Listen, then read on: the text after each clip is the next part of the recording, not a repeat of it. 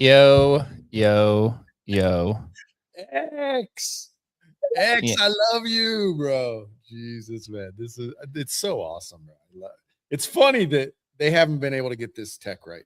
That this tech is still like a little bit out of reach. Like it doesn't matter what I do. Literally doesn't matter what I've done. I've done all notifications, everything like that. If I sign up for a space to get notified and stuff, I never ever get the notification ever. It's impossible. Not only impossible, it doesn't even show up anywhere. I literally have to go in and like search Emblem Vault, go to Emblem's profile, refresh the page, and then like click on the icon and click join space. Like, how could they not fix this, bro? Like, what's up, dude? Who knows? Heck is up, bro. You know what's weird is you can't invite people on stage from hosting on a desktop. So That's it's wild. not the tech's not there. Looks like it's gonna be just us today. Chris is MIA. Yeah, the algo dude just hates us. Hates me. I get like Bro, no engagement. You're a crypto bro, man. That's the way it rolls, bro. Yeah, that it is today. We did release our AI wallet today alongside pretty much everybody in the industry Right. is releasing an AI wallet. You know what's weird? I also noticed is that the space doesn't show up on my account anymore, or the video component doesn't. Oh, the video? I saw the video was working though, because I clicked on, I was like, shoot, I can't find the space. And then so I clicked on your personal profile and the video did show there. Like, you know, it's got the orange thing around your face. Yeah, but it wasn't showing up on the. No, but it doesn't show on your feed. Yeah, which is like, who needs it on your feed, bro? It's just so weird. That's okay though. We're gonna run this up anyways, whether it's us or whether it's nobody. Let's just talk about this, man, and wallets, bro. Yeah, you know what's funny is, so we released today our AI wallet. It's been live actually for like a week now, and Shannon released it, and then I saw other people releasing it, and it seems like nobody really has any fucking idea what it is itself. I even had to ask our own dev team, like, what is this specifically? Like, what's the difference between this one and between all of them? And essentially, it's just a way for an AI agent to autonomously set up basically their own web extension wallet. But they run their wallet through the CLI client and not a web extension like what you and I do historically. Yeah. So the agents could come in, they set it up. I think it's like a 24-character password that they use, and then they can use everything that's updated to the wallet. So for example, we have this AI wallet. So everything that you see on Agent Hustle, the AI agent can run. And then I think Coinbase launched theirs a few days ago, or was that yesterday? Yesterday. Totally, man. Yesterday. So they launched their own agent wallet, and essentially it's the same thing that we have, right? So it says, introducing agentic wallets, our first ever wallet infrastructure built specifically for autonomous wallets.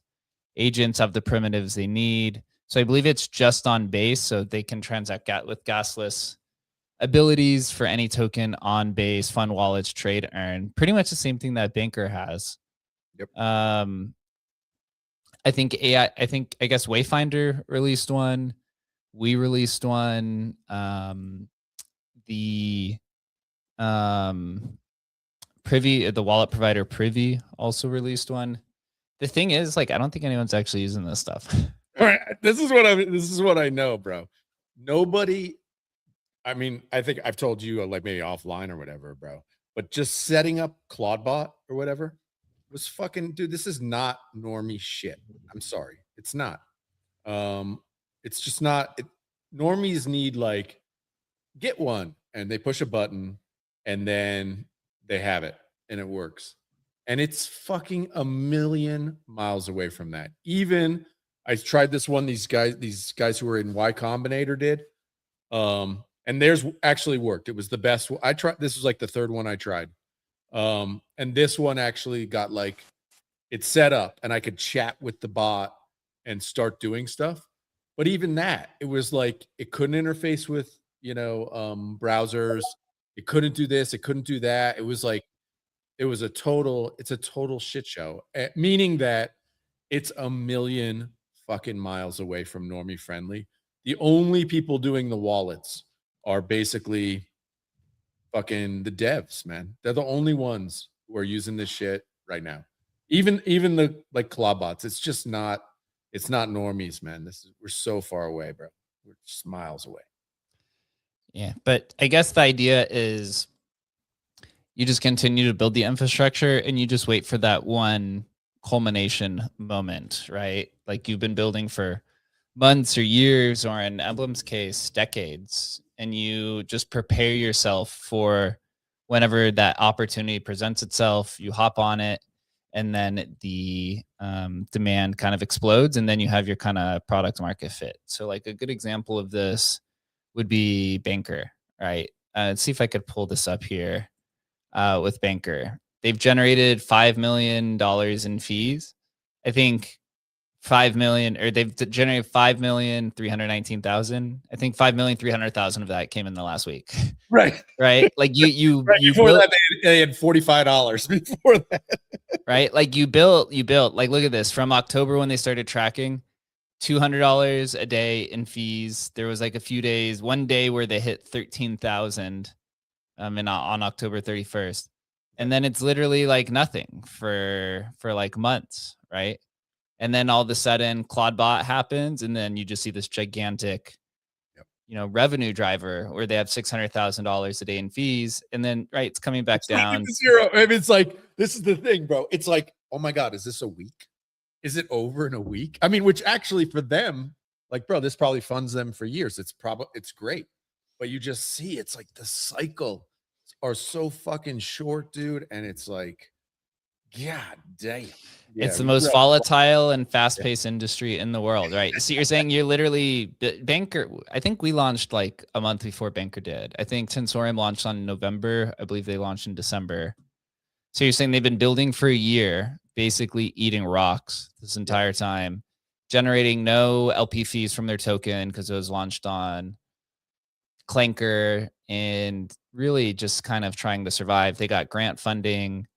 And then all of a sudden you generate $5 million in 2 weeks. And then that's supposed to fund you for essentially the next year or two until the next kind of opportunity presents itself that you hop on. And that's crypto, right? It's complete opposite of what fintech is, where fintech is go raise $1 bajillion and then try to build out the product and just get that user adoption, and then never have to generate revenue after that.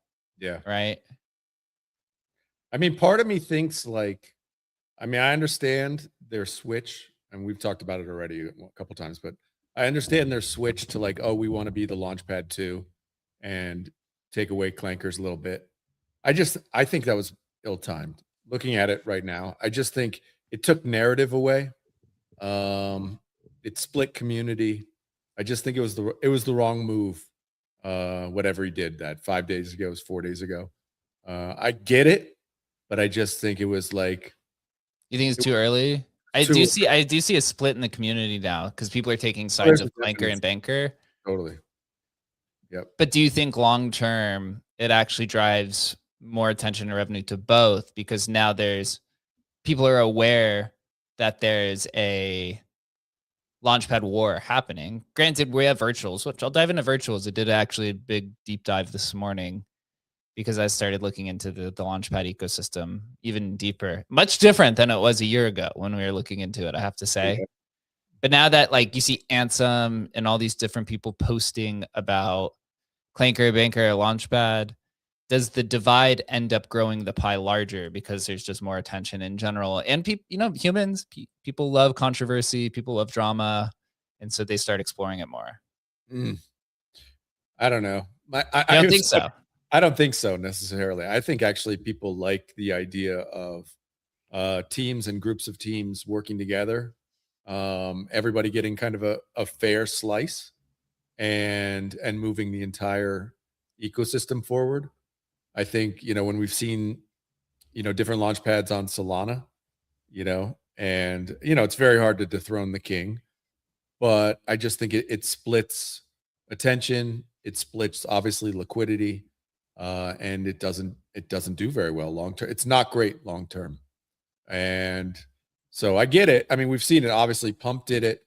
I think Pump was a little bit different scenario, in that they were far larger, right? And so it was literally, if not tens, maybe hundreds of millions of dollars over kind of a year or lifetime. So I got that. But even them, I think we talked about before, like it's kind of surprising that they couldn't have worked out a deal with Radium, a partnership, more embedded partnership that kind of doesn't split it. But yeah, I think this one specifically, just didn't work like they had hoped. I mean, I think the first day somebody tweeted out, the biggest runner of the day was, Gabagool did a token on Clanker, and that was like the runner of the day. And by runner of the day, I mean like $300,000. Like that was the runner of the day. I mean, I don't even know if Banker had any graduate. It was like they didn't have any graduate on Solana. I think they still haven't. And then I don't think they had one graduate. Oh, the only one they had graduate on Solana was the one that everyone thought was the Banker token when they thought when the bot was hallucinating, saying it was their token. Yeah. It's like you gotta trick. The only way to get a runner is to just basically trick people. Literally. It's literally we've just entered like the craziest of crazy town, and it's I mean, look at Bags. The only way for Bags to get a runner is to basically put 100K in front of people and convince them to claim the fees, and then basically destroy and then destroy people's lives. Destroy people's lives is the only way to get a runner in crypto, bro. How fucked up are we, man? It's literally insane, dude. Literally, I don't know if you saw the tweet earlier today. It was I retweeted it because it was so crazy. But it was Nikita from X. Did you see that? And just anybody who didn't see it, it was basically him. He's on a podcast being interviewed or whatever. And he's talking about how he was doing phishing sites when he was a teenager. And this was like, this is how I learned to be a great product marketer. And it's like, bro, you were stealing people's identities when you were a teenager, and this is what you're bragging about? Like, what the fuck is going on This here? is the one that you put up, yeah. Crazy town, man. Crazy town. This is like, and he's on like this chill podcast where they're drinking coffee in a garden. Saying how he used to scam people. And he's telling about how he was scamming people when he was a teenager and how this led to him being a great marketer. It's like, God damn. What have we become, man? Fucking God. Welcome to the internet. Bro. Fast-paced, the biggest free capitalist market you could ever see. Scammers are always first to the scene, and then they end up turning into this fortuitous personality. Well, scammers generally learn the game outside of regulation and rules. Essentially, scammers are the ones that are creating the rules, right? Because the rules have to be created around the malicious or bad actors, and who are always the first people to any new industry. It's always scammers, the porn industry, and the black markets. Yeah. And like the drug markets. Those are always the three: adult entertainment, black markets, and scammers are always the first three markets, or the first three people to dabble in any, right? Because they always have to curtail regulation and explore in areas where that doesn't exist. And then some of the scammers, or people who operate in those markets end up becoming head of product at X. Yeah, the dominant. Look at the weed industry in America, right? Like the people, the giant weed companies are the ones who operated in the black market. And when it became legal, who do the investors go to? Whoever's product ready at the time, right? It doesn't matter because it's legal now. It doesn't matter what your past history is. It's fucking crazy. That's right, man. Pays to experiment. Banker released new documentation today, so you can kind of get a better glimpse and understanding of what they're actually building. This is something that we need to build as well for Emblem with like the EDP and stuff. As it all comes merged together, we'll get this tight. But Banker essentially has 3 features that they're advertising: their built-in wallet, their token launchpad, and then their plugin skills. Kind of interesting that they actually don't advertise their terminal in any sense. That's like literally secondary to everything, or tertiary to all of it. So built-in wallet, which there's somebody who's been building a Banker wallet, which looks really good actually. They support Base, Ethereum, Polygon, Unichain, Solana. Base is really the only place that they have attention right now. They have the OpenClaw agent. They have their API services, their plugins, and then obviously their SDK. They go through and talk about how to launch a token. They have pretty interesting fees. The deployer gets 60%, Banker gets 40%. There's a 1% swap fee on all of their tokens. The bonding curve is different. Bonding curve's 1.5%, which is pretty standard. I think Pump is like 1.3%. I saw on Solana Banker's swap fee was 1.75%. I think Bags does like 2 to 4%. Yeah, it's great. I think it was like one thing I've learned with all these launch pads and stuff is fees just are going up, like across the board. Amazing, right? It's across amazing. The board. There's like, this was, I mean, we talked about this offline, but it was like, we talked about the NFT markets and how the fees, once somebody challenged the fees raced to zero very quickly. And it's like, I just don't see any challenge to the fee structure here. It's really interesting. Like, nobody even talks about how, I mean, 1.5%, that's a lot.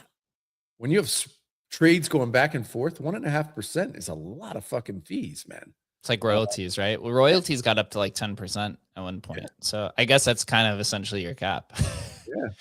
Right? Like, I guess in the world of bubbles of fees, this is nothing compared to how egregious it could get. But that was like, okay, I buy my NFT for, 1 ETH and I instantly flip it for 2. I don't care what the fee is, right? But this is like people, I mean, on Solana, trading meme coins, people are looking for fucking dollars, man. Like $5 is a lot. So I just think this fee structure is, it's interesting. I don't know. I don't know if we attack it or not, but it is interesting how the fees aren't really moving down. And I thought they would at this point. It would seem like somebody would come in and really go after the fee structure. Who knows? Yeah, I think at this point, it's going to have to come from a launchpad who has some sort of other offering outside of just fees where they can generate revenue from. Because operating a launchpad is a fucking ton of work. It's a lot of social. We've seen this through the Migrate Fund experience. The way that people value a single tweet, they would fucking sell their mom and dad for a Pump Fund tweet. Like that's how much they value. That is how much they value the single post or single post.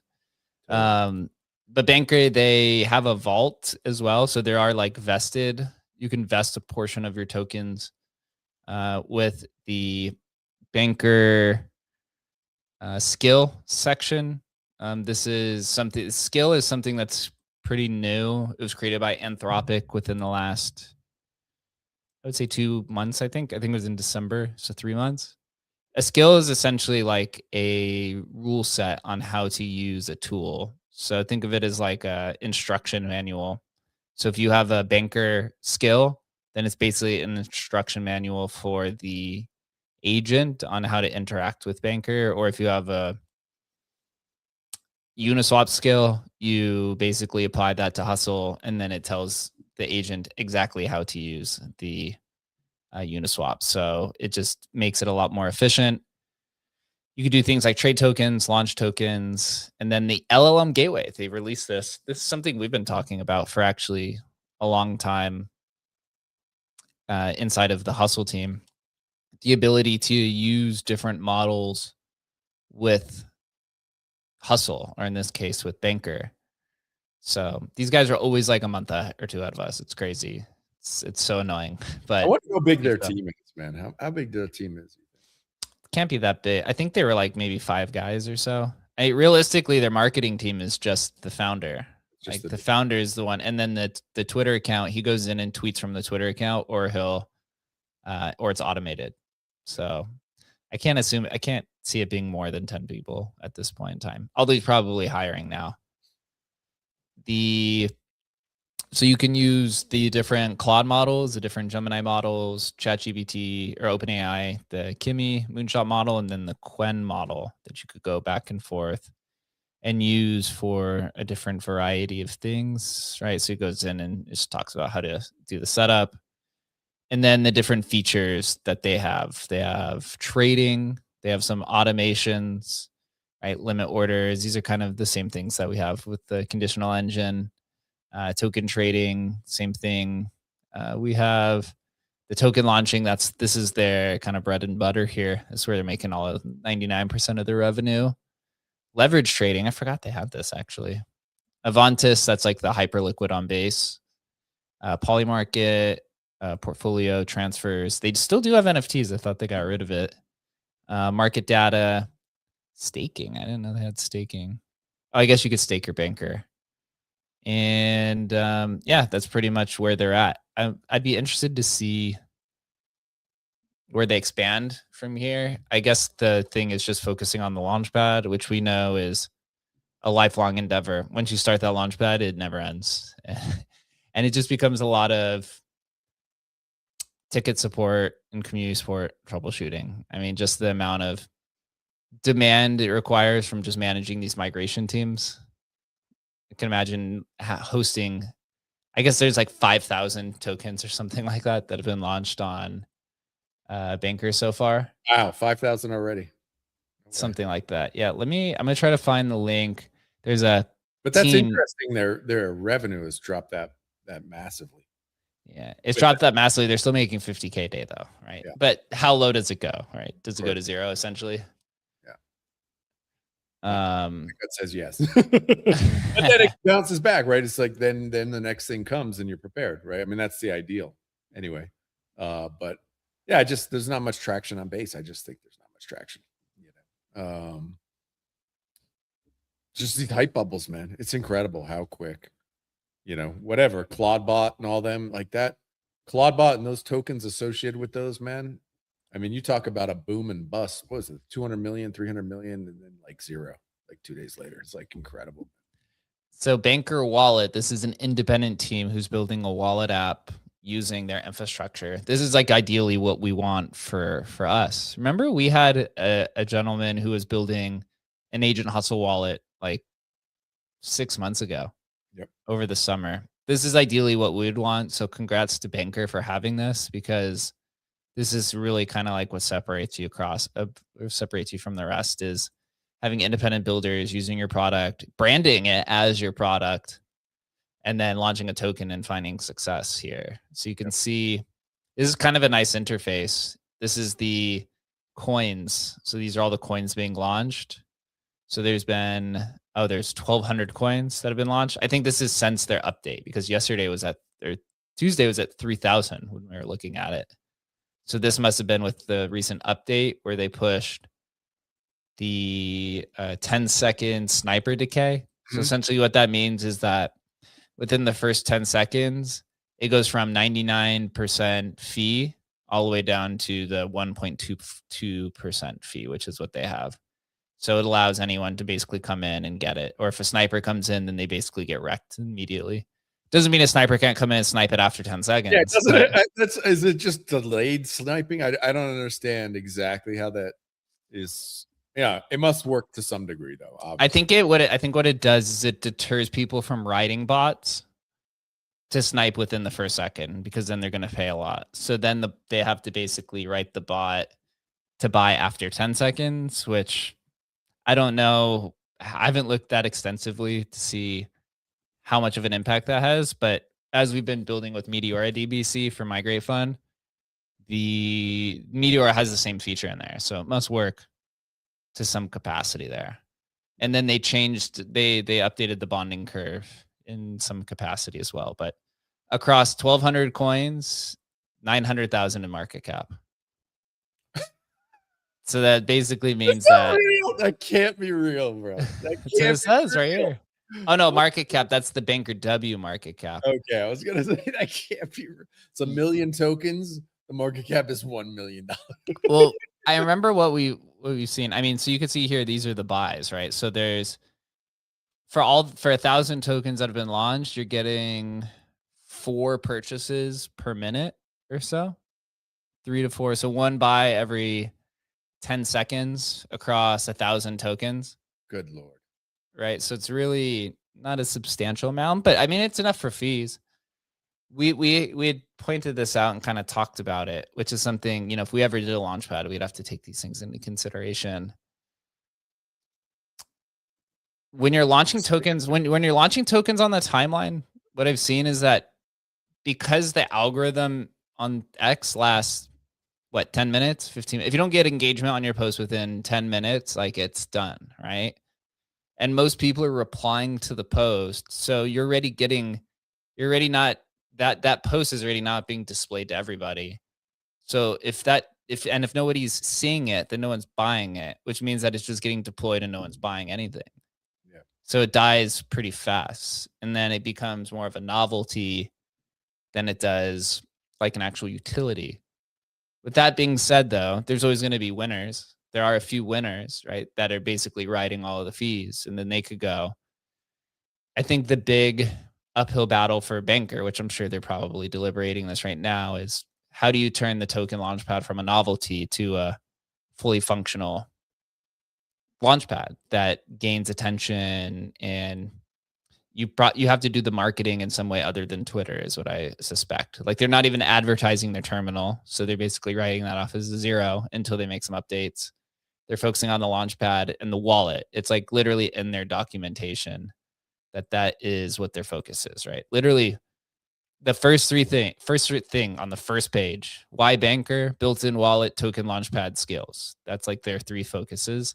Yeah, the wallet's number 1. Wallet's number 1, token launchpad's number 2, skills are number 3. All right. So this is something that actually for Emblem and for Hustle we'll have to figure out once we do the merger, right? Why Emblem Vault, agents, vaults, agents, developer tooling. Yep. Right. Or yeah, EDP. So those are the three things, and that's for them. But marketing it to agents, I think, is going to be interesting. We talked about this a little bit. Jake, first, there are no agents. It's a bullshit myth. It's like crypto users. How many crypto users? Zero fucking users. So we know now that we know that there are no fucking agents out there. There's literally probably 1,000 real agents in real life. Okay, great. How do we market to them? I don't know, man. It is one of these things. Part of me just is like, fuck, even it's just like you just try and get on crypto hype cycles. That's all you're trying to do, because that's where the money is, right? And just be ready for whatever next agent thing. We know obviously now the agent thing is going to happen again and again and again. It's going to be like waves of this in different products and things. Different products and things we can't even necessarily imagine. And just get ready, have the infrastructure ready. And when that fucking bell rings, boy, you go all in on whatever the fucking thing is, because you got about a week. Yep. Make all your money, because then it's fucking over. It's like, I guarantee a week from today, obviously, we already see it. Banker's going to be back to $500 a day in revenue. And it's just going to be like, wow, that was a run. But they took advantage of it. So good on them, man. At least they got their narrative now, right? Yeah. You have the narrative confirmation, and then crypto Twitter will just run with that forever. Yep. Literally. I mean, we've seen, right, even people who still hang around from the Koval community still run with Emblem Koval narratives from 10 years ago that we've literally. It was a good narrative, bro. It was a good. We've sunsetted. We sunsetted this like years ago, and they still run with the same thing. And you're like, guys, we're not doing this anymore. Right? When marketplace, bro. When marketplace. So yeah, sometimes crypto Twitter has a memory of goldfish. Other times you remember forever. It's all tied to the token itself.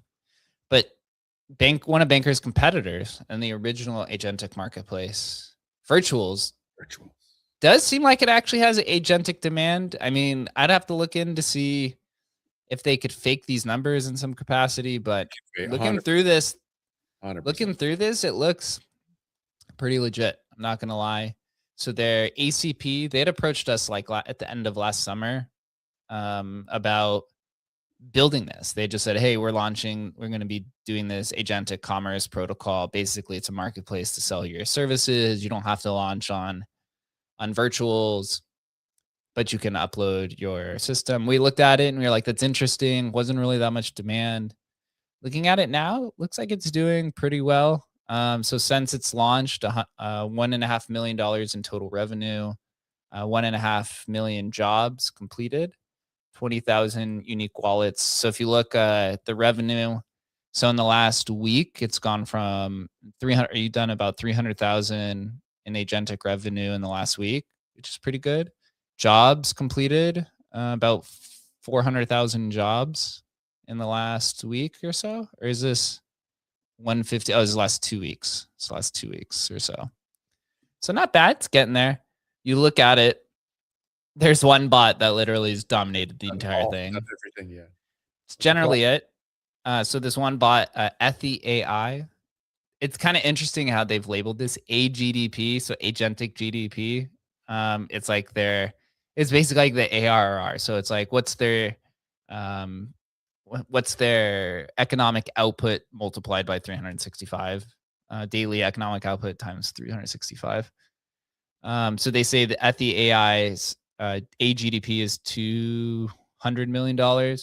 They've generated almost 500,000 in revenue across 1 million jobs. And you can actually click on this and it shows you in details. Like Virtuals has gotten a lot better. I have to say, these are all ERC 8004, which means that they're uploaded to the Agentic registry, which is a Ethereum token standard. So when we get in here, we'll have to do this. I feel like this is like a perfect place for Hustle to be in, right? Even if it's, you see what they sell. They're selling these calls for 50 cents per, right? Yield analysis, swaps, 50 cents. Close your DCA. So anywhere from a penny to $3, literally, for a trade suggestion. $3 for a trade suggestion. They're charging. We literally charge like 5 cents on our platform. Yeah. I could go mark up to the agent 50x here and do it, right? Like that to me seems like a no-brainer. Well, look, if we know if humans will pay for sports betting calls, fucking the agent's going to pay for calls too, man. It's literally what's going on here. And that's the number one. So it's pretty cool, right? You come in and you click hire. They have Privy integrated. And so the Ethy AI is essentially the on-chain swap and trade execution agent for Base. So we could go in here and do that for every chain and charge more. $500,000 in the last few months. Like that's pretty good for just selling agentic services. So whenever we expand to Base, we'll have to come in hot here. The interesting thing that I saw is the number one native virtuals agent is AIXBT. They've only done $10,000 in revenue, which is still pretty good. I'm not gonna lie, but for something that's worth $20 million and charges $2,000 a month for their terminal, like, yeah, why not just use this rather than their terminal, right? In theory. Yeah, I mean, you get projects for one cent. They only have 2 fees, so maybe that's why. Get projects is 1 penny, and then ask any free text question for $2. Right? That's yeah. People want calls, right? Obviously, calls. I feel I just have Hustle come in here and just show calls all day. It's everything, right? Is that all you need? We'll give it to you. It's the best way to repackage services here. Yeah. So I like what they're doing. I think that we need to be here in some capacity. And you look at like their ecosystem, right? So essentially this is who Banker is competing against, right? Because you look at like when you look at competition, you have to first look at the competition in the blockchain. And then once you're the dominant on the blockchain, then you can look across all the other blockchains. So you look here.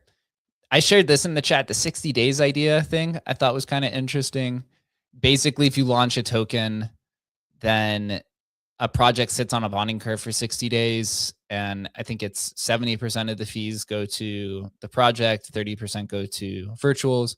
And then once it gets to, I think their signal point is like 2 weeks left to go. The project signals if they want to continue with the project or if they want to shut it down. And if they shut it down, then the fees just get reimbursed to all of the traders, I guess, who are staking their virtuals or something like that. Interesting model. Yeah, I don't know. very difficult to say, you know, all these models. It's just you're throwing a dart, hoping it's going to work. It's certainly a good try, I think. But yeah, Some way. So you could see here, right? You look at the FDV, this Rabita Tibber thing. That's that punk project that they had launched. Is 100 million of their FDV, but that's like operated by virtuals, I believe. So AI XBT is 20 million. Only 31K in volume, so it's really kind of fallen off. But you can see here this check mark. This is the committed badge, so it signifies that they're going to continue on the commitment. So it says it reflects a 12-month commitment to dedicate time, effort, and resources towards building utility, strengthening the community, promoting sustainable growth over the short-term speculation. So basically, these are the ones in the bonding curve saying that they're going to move forward. So it tells people that they could buy. But you look at like these agents, they have sustainability over 1 million, right? I mean, granted, they've been here a lot longer. I wouldn't say significantly longer, but I think bankers been able to deploy tokens from the beginning, right? Yeah, they were always able to deploy tokens. yeah. But here you have, right, 1, 2, 3, 4, 5, 6, 7, 8, 9, 10. You've got like 30 projects that are over $1 million, whereas Banker has One. I think they might have like 4 now, right? They have DRB. You call that like Banker OG, Yeah. right? And then with the new I mean, stuff, you would say actually all were on Clanker. Like none are actually on Banker. Banker That's has true. $1 million ones. That is true. But I mean, people would say, well, is this just crime? Right. And it may very well may be. Right. I mean, virtuals, you know, is kind of like crime center, right? And they made a ton of money. So it's very possible that, you know, fake volume. I get a, you know, Man, you're always such a cynic with the stuff. I'm definitely cynical to this, especially when these guys literally made tens or maybe even hundreds of millions of dollars during, you know, their big run up, where now they have this fat stack to kind of artificially support, you know, what very well may be just bullshit, right? Like $500,000 in trading volume, that may be their AI agent, right? That they've done. And that's just like the main one. And they're just pumping money through it because it comes back to them and it makes it look real. You know what I'm saying? Mhm. All I know, like, do you know one person who has an agent that's connected into here? Right? Mm, I don't. We're pretty well connected in crypto. I yeah, don't know one person running an agent that's connected. You know, not one. that's So, true. It is you know, true. I get very doubtful that this is real. I mean, I know AI XBT is real, and what does it have? It has $10,000 worth of revenue, right? So yeah, meh. I don't know, man. Meh. Meh. So some stats for virtual: 16,000 agents launched, 600 million cumulative market cap, 69 million shared. So they are working. Whereas Banker with Clanker has got to be over 100,000 agents launched. Remember at one point we're looking, it was like 80,000 tokens launched with one token above 1 million. Yeah. And See, this isn't like trying to shit on them. It's just the reality, right? that's why I say, like, we know pretty much that most of those tokens are real. Like even like you know, the Grok token, like we know Emily who did it. Like I know he didn't bundle 90% of the supply. So you get like it's a real token and real price and real action. It's real. And the real is it's okay, it's $3 million or $5 million or whatever it is, right? While virtuals, bro, that shit's crime to fucking infinity, bro. It's like they have tokens for $300 million, bro. That doesn't, it just doesn't have, it's not real, dude. You know what I mean? And so I don't know, very cynical about virtuals because I see how they operate, bro. They operate on smoke and mirrors. And, you know, it's great. I'm sure they've gotten tons of VC dollars, but do I believe that's the hub of the agenic fucking economy? Not a fucking chance, bro. Like So we where could does be, the AI space go from here? What do you think? If you had to pick, right? So we went through last year the first AI, I guess you'd say the first AI cycle in crypto was social bots, just a token that was attached to an AI bot that was posting things. Then the next one, we had an X402 wave. I think that was probably the next one, right? That was like over the summer, last summer, towards the end of last summer. X402, right? We migrated Pay AI, and what a fucking painful experience that was. But Not good from the for them. team, just from the exchanges. Yeah. Yeah, that was oh man, that was crazy. Yep. But congrats to them. They're still, I think they're actually still our best performing migration to this day. They have the most volume. I was looking through all the migration volumes for all the projects, and they still have the most average volume. I think they have the highest market cap still. So they've held up pretty well. And then we just got this recent AI boom, which I guess you would say is the Clawbot phenomena or localized agents. Would we call that like swarms? I guess maybe Swarms. Yeah, you call it like the swarm. Yeah, I'd say like this swarm phenomena. So like, I guess like what's next, right? Mm-hmm. Eventually AI terminals have to be a thing. Like we're just so far ahead of that. Right? We're preparing for whenever that AI terminal boom comes. Because dude, these trading platforms, how much money like Photon and all these trading platforms make? Hundreds of millions of dollars. Like some of them are approaching $500 million in fees, like Axiom. Whenever the traders hop on and they say, hey, this AI terminal is finding winners and we're going to trade here, right? Then obviously the Emblem Vault is going to be that place that people go to. Because there's no doubt in my mind, I've not found an AI terminal that's better than what we have yet. Yep. Granted, that could be fucking a year away from now, right? You don't know. But if you had to pick like what you think comes next, what do you think is popping, or what do you think captures people's interest? Well, if you think, it's almost like each one of those things kind of highlighted a tech within AI that worked. So the first, if you think of chatbots, were the first, and you almost think, well, that's the way just humans interacted with ChatGPT, right? Ask questions, you get a response. And so, if we then look at, say, okay, well, the next was 402 and micropayments, like there was some hype from that as far as like, oh, these are the teams that can deliver that, Pay AI and whoever, rightly so. But we still haven't really seen that the tech enabled where it's meeting people day to day, like that idea of micropayments. I think it will. I think it's actually really game changer, but we haven't really seen that take off. But we saw the hype related to it. And if with the swarms, again, it's the same deal. It's like we see it, but the hype around it and the bubble around it, but it's really just the tech kind of growing. Like we're just seeing the AI tech kind of grow around it. And what that next thing is, I think like the swarms with the Clawbot was the first time it's really like people saw the tech within the AI kind of able to manipulate the things that they're already doing. So whether it's your emails or whatever. So it's actually foundationally like the AI is getting better at impacting our daily lives, like as an individual.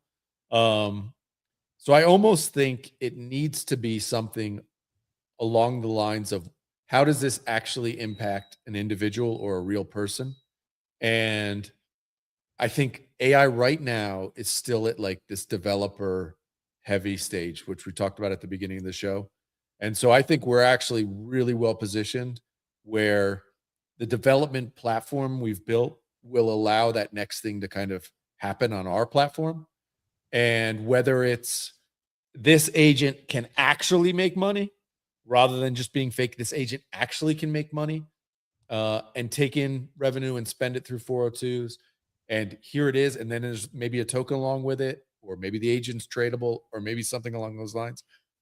I just think it's it's like I've never been more certain, and I've never been less certain about something in my life. Like it's literally, I talked about this yesterday on the show. It's like, I know this is happening, but what's going to be the thing? I literally have no idea. But I know it's going to be a very, very fast hype cycle, and we need to be ready, bro. It was fast. This one was fast. It was like 2 weeks. Incredibly fast. The Clawbot thing was literally 2 weeks ago. It feels like a year ago. For the impact into society, which it literally reached every level from CNBC on down. It reached every level of society. And to be that quick tells you everything you need to know about where crypto is right now. So my gut almost goes to like, shit, is this the time to actually go to the normies, right? Is this the time to actually go to kind of normal people and try to reach people on Instagram rather than on X? And I don't think we do because we're still crypto natives, but it almost feels like there's an opportunity to do something along those lines. Where if you think about what Bags has done and that model, like what's preventing this from happening on Instagram, you know? And I think there may be something that along that line. Not to say we do it, but I think smart teams are starting to think outside of X. But we'll see. Should. The algorithm was kind of fucked. It's totally. I saw this just pop up on the timeline. Lobster.cash by Crossmint. Apparently Visa is getting involved with this. Announcing Lobster Cash, the open payment standard for OpenClaw agents. Actually, I found this because the chief product and strategy officer for Visa posted about it. Shut the fuck up, bro. Autonomous agent. They're trying to basically do away with 402s and create their own payment. Yeah. That's awesome, bro. Fucking love it, man. Atomic agent experiences are starting to emerge, but today's web infrastructure lacks the guardrails for AI agents. Leveraging Visa's intelligent commerce and trusted agent protocol, Obstercast introduces an open payment standard for OpenClaw agents, keeping humans in the loop while enabling commerce at scale. Wow. Kind of wild. That's wild. Lobster Cash. Lobster Cash, dude. Bro, what does it say? What's that say? Allow your agents to. So it's with Circle too, powered by Circle. Okay. Yeah. So the payment solution for OpenClaw allow agent to pay for anything securely with the human control. Yeah. Without a doubt, right? Coinbase came out with X402. It shook the narrative. That was also something I saw that was on like traditional tech blogs that I watch or shows. And I saw them talking about X402 and I was like, wow. And then I saw Google came out with their own payment rails for AI. Now it seems like Visa is going to try to do their own. They're all competing, right? Visa's getting infringed upon by crypto. Now Visa's got to throw it back in AI in some capacity. They have more weight. Like the traditional tech companies and financial companies have a lot more weight in the AI space than they do in crypto. Totally. They're kind of on the outskirts, but in AI, which is heavily funded by VCs who are all interlinked with traditional fintech companies, we've got a lot more pull there. I mean, we knew it was always going to come down to this, right? It's like they're not going to go quietly into the fucking night, Yeah, crypto has to make better stuff. It can't be if Visa or fucking Stripe makes easier payment rails for AI agents will use them. It's just the way it's going to be. So yeah, it has to be cheaper, faster, stronger. Like it has to be better in crypto. And we'll see, man. We know it's not easy, but this is the opportunity, man. It's like the big battle is happening and they're not going to fucking give up. And so that's crazy. They're that quick though. I mean, this is a different playing field. How long ago? It was 2 weeks ago. How long? Visa would have taken 3 years to roll this out. A decade ago. Now it's like they're like, fuck, we're on the ropes. This is it, like full steam ahead. So game on, man. Yeah, getting all of the old and fragile monopolies, getting to move them quick. And that does not happen. Not happen unless they're does not happen very often. Yeah. But one of the heavyweight battles that I'm interested in, we talked about this on the last show a little bit, is the tag team of Stripe, Privy, Stablecoin, which is the stablecoin infrastructure that they bought, Paradigm, and then the extreme talent that they've been hiring for Tempo, right? With all of the past crypto founders. And then you've got Tether, AI16Z, and Layer Zero. And they're both of them competing to essentially be the stablecoin chain. Yep. Crypto natives against the non-crypto natives and lots of money, right? Money, bro. So it's retarded money, right? And, when you can hire literally the best people on earth. And acquire the companies too. And just basically buy their companies straight out, I don't know. I mean, obviously the Tether thing and Layer Zero was some sort of partnership, but obviously substantial fucking money, man. It's like, yeah, it's different. It's a different level, man. I can Well, only. you look at it. So I was reading a bunch of stuff about AI16Z's involvement with this. I know AI16Z has bailed out Layer Zero a few times. They did Yeah. like a $50 million token OTC deal. Generally, that was after they already invested in 3 different rounds on the equity level in Layer Zero. So my guess is Layer Zero needed cash, and AI16Z essentially had to like quadruple down on them. Mm. And I've seen a lot of people saying that they've never seen AI16Z shill a project like Layer Zero right now. So AI16Z is essentially all in on this. Obviously, Paradigm partnered with Stripe to do Tempo. Paradigm is like essentially the second largest. It's the largest crypto VC. It's like one of the larger VCs in the world for tech. Yep. So they've basically backed. So you've got the money of AI16Z being the largest VC in the world, with Tether, which is essentially the most profitable crypto company and the most profitable company per employee in the entire world. Bro. With the largest stablecoin interoperability protocol, and then you have Stripe, which is used to be the most before all the whole AI boom. It was the largest private company in the world. Now I think it's like 6th or 7th with all the AI companies and stuff. And then them Paradigm, and just throwing enough money at all the crypto talent to bring them on. It seems like that's like literally the money. It's like the crypto native versus the non-native money versus basically everybody skill. sold out this cycle, man. It's like all the hardcore Bitcoiners, freedom loving tech guys. It's like you get a big check and everybody fucking takes the check. Human nature, bro. I'd throw $5 million at you and you're like, why would I not do that? It's just literally, this is it is what it is, man. So it is. This is the Wall Street cycle, man. It is, and it's the fucking whatever. It's the stablecoin cycle, and crypto is fucking in the shitter.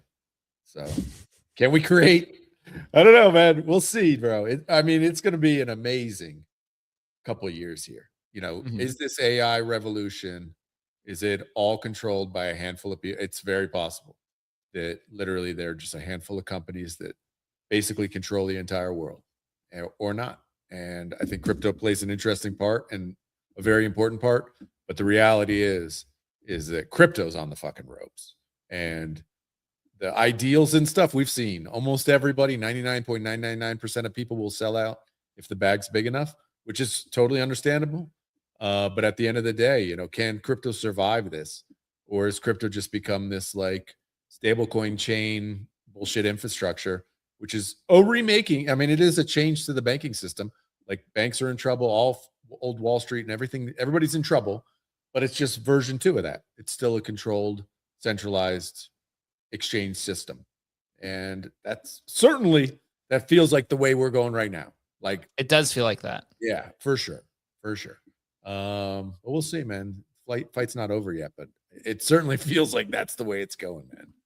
At least I can eat my entire salary on a fucking monkey coin, and hopefully 70,000 exit. That's what I came here for. So I'm going people just want to go all in on something, man. All in on the Super Bowl, all in on the fucking financial nihilism at an all-time high.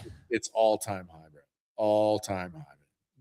I've never seen anything like it, but it is what it is, man. We'll be here. Everybody's literally, it's somebody put it this way. It's like everybody's looking for their exit path.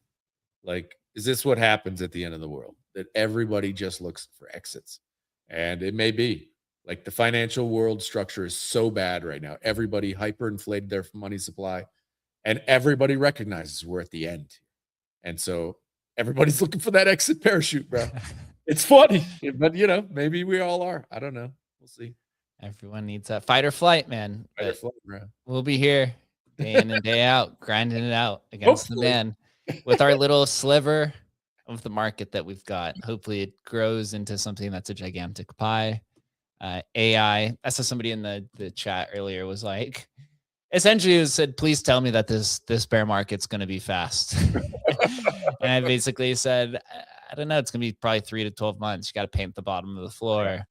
And they're like, well, you're usually right, but I hope you're wrong on this. And I'm just like, well, I mean, the one bright spot is the worst performing asset class in crypto last cycle or last year was AI. Yeah. The best performing asset class so far seems to be AI, right? Or at least like it's one of the bright spots. Yeah. So Maybe that the trend, spot. the trend could continue, and we're positioned for it. But can't predict the future. But what we can do is show up every day. Keep grinding, bro. That's the best thing you can. Until then, and everyone who joined us today that's hanging out, we'll see you guys next week. Have a good weekend.